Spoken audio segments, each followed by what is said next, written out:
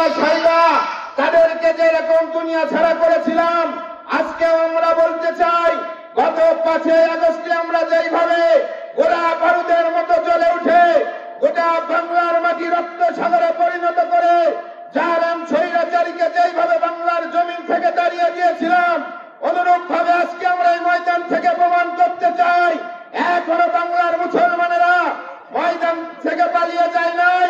এখনো বাংলার জমিনে মুসলমানেরা শক্ত হাতে লড়ার জন্য প্রস্তুত রয়েছে। কথা বলেন ঠিক না বেঠিক? আগামী দিন যদি আমাদের সামনে উহুদ আসে, বদর আসে, খান্দক আসে, বালাকোট আসে, আমরা সেই ময়দানে মাথা উঁচু করে দাঁড়িয়ে থেকে হৃদয়ের সমাজেরকে যদি বিধবা করতে হয়, সন্তানগুলোকে যদি এতিম করতে হয়, পিতা মাতাকে যদি আমাদেরকে সন্তান হারা করতে হয়, আমরা রাজি আছি। বাংলার জমিন ছেড়ে একবারও আমরা পালাতে রাজি নাই। কথা বলেন ঠিক না বেঠে? রাজি আছেন কারা কারা? দুহাত তুলে দেখার আল্লাহকে থাকবে।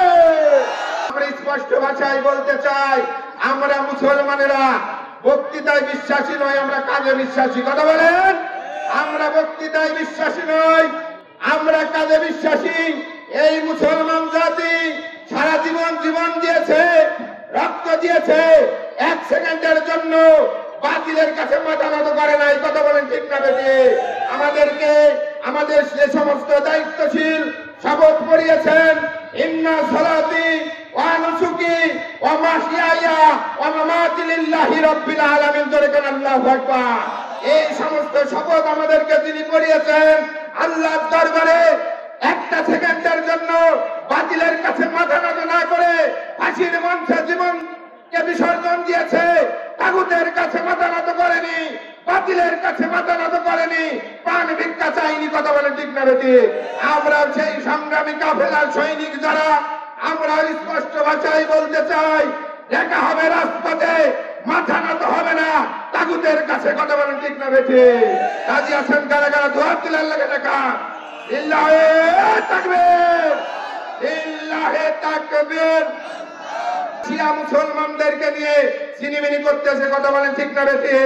আজকে বাংলার জমিন থেকে জালেম স্বৈরাচার পিছনের দরজা দিয়ে পালিয়েছে, সে কিন্তু এখনো বসে নাই। বাংলার এই সবুজ ভূখণ্ডে মুসলমানদেরকে নিয়ে ষড়যন্ত্র সে এখনো করতেছে। কথা বলেন ঠিক কিনা?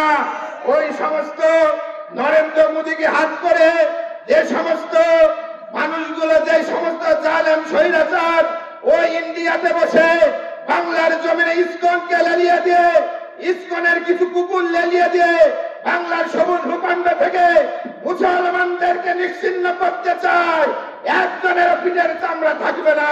কথা বলুন ঠিক না বেশি?